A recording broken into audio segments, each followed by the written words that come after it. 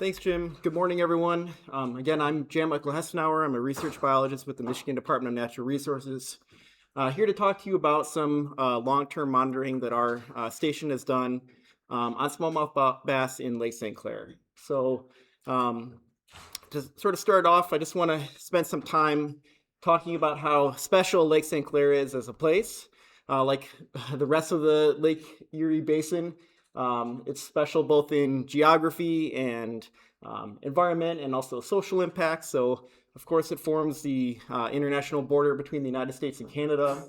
It also forms a transition between the upper and lower Great Lakes. So there's some really interesting fish community dynamics as you get, the transition between those types of fish communities.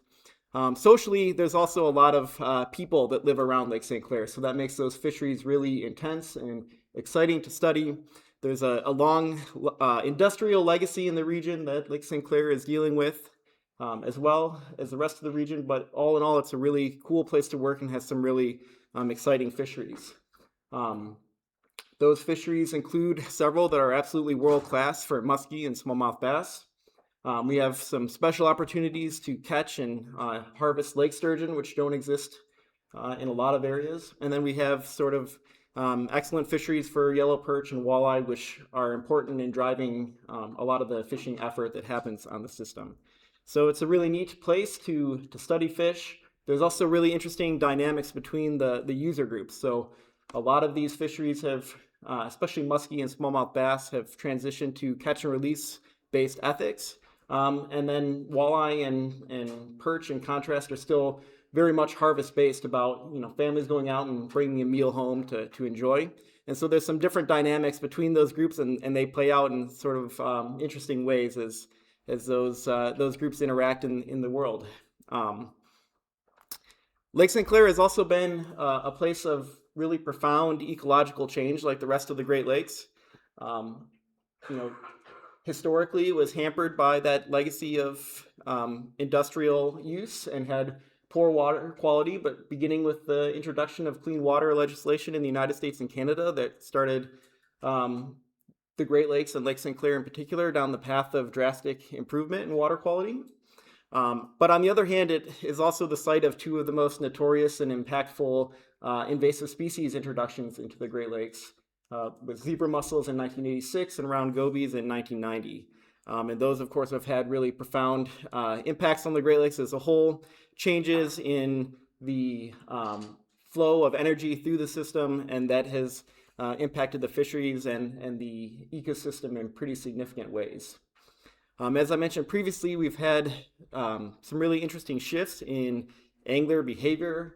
The shift and kind of change in focus towards catch and release angling has been really impactful for some species. Fishing is more and more technological all the time, and we have continued debates about new equipment like forward-facing sonar, or even I remember even the first time ice fishing with a flasher, thinking I'm never ever doing this without one of these things ever again. So those types of things have really changed the dynamics of fishing in Lake St. Clair and of course beyond.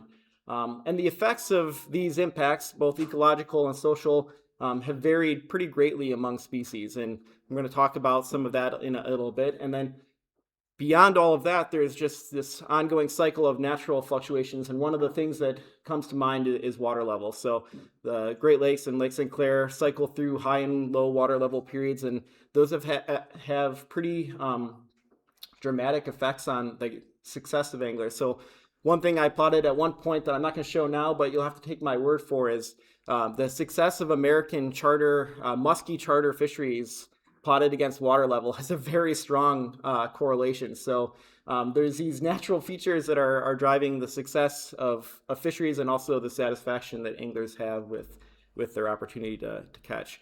So next, I'm going to show an illustration from some work that my colleague Andrew Briggs led. This is a really cool paper I encourage you all to check out, but I think it just does a really nice job of sort of illustrating the change that has happened in the lake over time. So what I'm showing here is year on the x-axis, Secchi depth, or a measure of water clarity, on the y-axis. And you can see here that there was this really profound shift in the clarity of Lake St. Clair that started around 2007, 2008. And we believe that this is the result of the Dreissenid invasion of the Great Lakes. And personally, whenever I think of like large scale ecological change, I always think of it in like a linear fashion or a steady change, maybe not necessarily linear, but a change that you can describe pretty easily with a simple mathematical formula. And despite knowing and being trained that that's not always the way that it works, and sometimes systems and regimes shift suddenly, seeing it on a graph like this was really impactful to us. And I'm just teasing this paper, you'll have to read it yourself, but Andrew goes on to describe how this shift affected the growth of a couple of different fish species and maybe didn't affect the growth of others. So, that kind of leads to this perception that some species have won or lost in Lake St. Clair or the Great Lakes as a result of these environmental changes. One of the species that I think is widely perceived to have been a winner of this environmental change is smallmouth bass. So Lake St. Clair is consistently rated a top 10 bass lake by Bassmaster organization. It's been an important species for our station, and we've surveyed it intermittently from 1972 to present.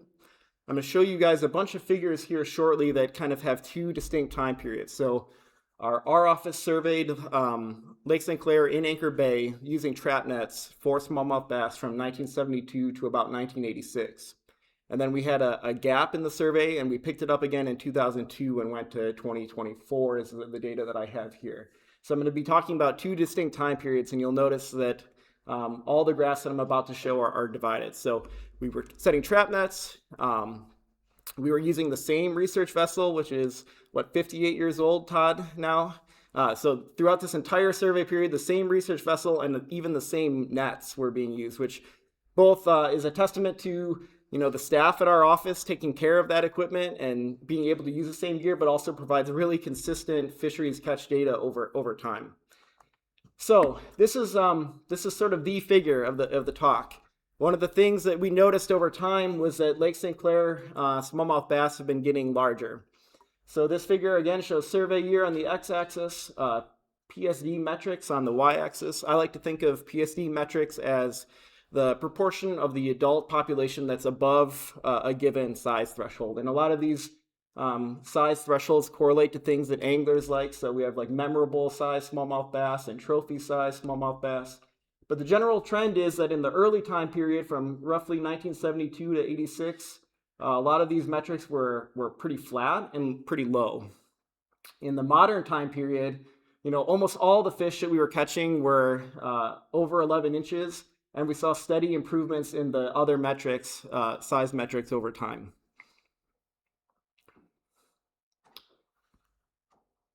So we were trying to think of the types of things that could cause these changes in size. One of the things that I often heard from anglers, either directly or anecdotally, was that round gobies were what were driving this change. So I heard people say that round gobies were the best thing that ever happened to smallmouth bass in Lake St. Clair, and that's a somewhat concerning statement. You can understand why people would think that. The introduction time and the improvements in size structure correlate really nicely. But we wanted to see if round gobies were the driving factor in this, to the extent that observational data is able to tease out some of those patterns. It's kind of a chicken and an egg situation in a way. So there's no doubt that now round gobies are a very important component of smallmouth bass diets. Zach showed that really nicely in his presentation yesterday. But whether or not that represents new energy or just a change in the energy pathway available to smallmouth bass is sort of the question that we were hoping to tease apart with this. So to do this, we just started breaking out our data into a couple of these different metrics. So first here is looking at the biomass of smallmouth bass in Lake St. Clair trap nets over time. You can see that in the early time period, there was a stark increase and a lot of variability. In the more modern time period, we had maybe a slight decline, but that wasn't statistically significant. And still some variability, but less than the early time period. One thing I should note is that from a statistical approach, given the long time period and the gap in the middle, I was worried about just analyzing the means of the two time periods, because the same trend over time could result in kind of having, two statistically different means between the two time periods. So what I actually looked at here was whether the slopes of the trends were different from one another. So was the overall trend the same before and after the, introduction of round goby here, or was there a difference? So then we looked at growth, so maybe more directly addressing whether or not there was a change in growth before and after round gobies were introduced, and we added ages 3, about the age that smallmouth bass are reaching maturity in Lake St. Clair, and age 6, which is about the time that they're really getting to a desirable size for anglers. And you can see here that there's a general upward trend in growth rates for both ages, but the slopes of these two lines aren't statistically significantly different. So I interpret that to mean that the growth trajectory really didn't change before and after the invasion of round gobies. You notice there's a jump here. This is, I thought, pretty interesting. This jump right here is the year that our office switched from aging scales to aging dorsal spines. So that's actually the prominent feature in this figure based on my examination of it. The next thing we looked at is average age. So fish are growing in a similar pattern before and after the round goby introduction. How did age change? So this is simply the average of the age of all fish caught in a given survey year. And you can see in the early time period, it was relatively flat and stable. And in the later time period, it was increasing. So we increased from about 4.5 to almost 6 years old over the course of the study. So this to me suggests that fish are living longer. And indeed, when we calculated the annual mortality rate, we saw that there's actually been a steady decline. And in this case, I did calculate a single regression line because they were so similar to one another that it just, I felt like it fit the figure a little bit better. So annual mortality was, up north of 60% in the early part of the time period and has declined to in the 20 to 30% in Lake St. Clair more recently. And one of the things that we think is a driving factor of that is angler behavior and the choice of whether or not to harvest a fish or release it. We have only sporadic creel survey data to inform this, but in the 80s, there were a couple creel surveys done, and we found that at that time, about 25,000 smallmouth bass a year were being harvested out of the American waters of Lake St. Clair. In the early 2000s, that had declined to more in the 10 to 15,000 fish range, and then our latest surveys were much lower, about 5,000 fish a year.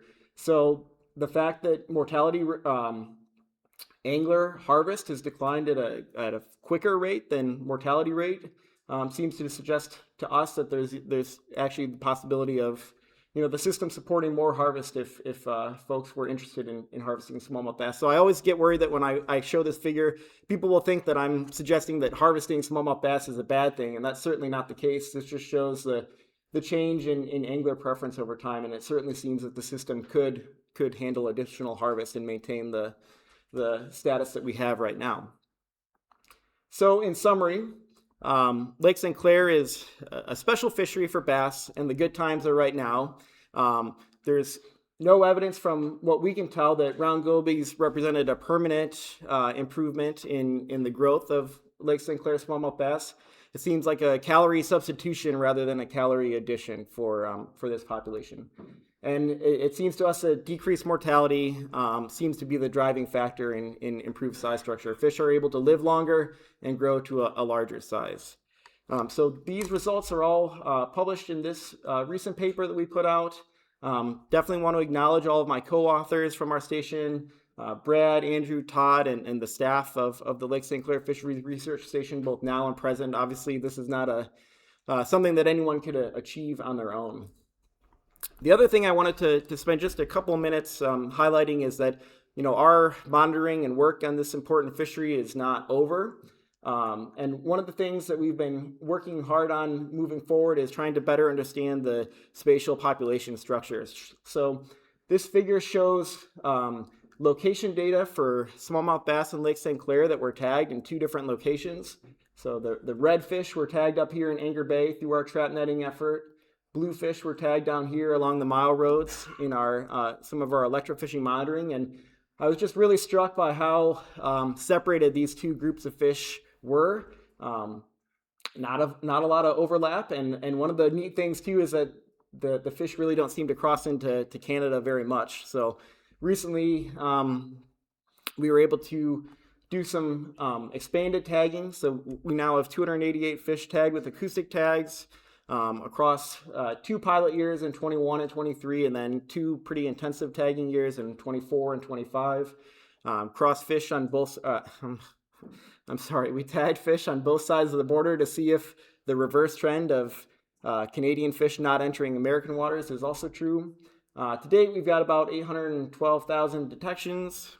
And we're trying to take this data and generate some new metrics for our fisheries managers. So this figure shows the core home range, so the areas or the polygons where smallmouth bass are spending 50% or more of their time. Trying to understand how much habitat these fish actually require and get a sense of the quality of habitat in different areas in Lake St. Clair. So one of the things that we've seen, for example, are that males tend to have a larger core habitat, lots of variation, of course, but generally speaking, a larger core and expanded habitat area. But female fish move more than males. So some really neat ecological insights there as well. Of course, Lake St. Clair is a really intense smallmouth bass fishery, so that provides the opportunity to look at some differences in the behavior of fish that are and are not caught by anglers. So one of the things that was pretty neat is that fish that are not caught by anglers tend to have a larger home range than fish that are caught. And fish that are not caught by anglers tend to move more. So there'll be some interesting insights as we expand this over time. But I've always really been fascinated on the characteristics of individual fish that make them not vulnerable to angling. So I'm pretty excited about this because these are in situ experiments. Not you don't have to take these fish out into a pond where you're modifying a lot of their behavior. The telemetry work really lets us look at them where they want to be, which I think is a huge strength. So with that, I'd like to thank you for your attention, and I'd be glad to take any questions. And please feel free to contact me if you'd like a copy of our paper or Andrew's paper, or get in touch with him, because that's one of those papers that Andrew wrote that I was just, the first time I read it, it was pretty exciting. So with that, I'd like to thank you again. Thanks.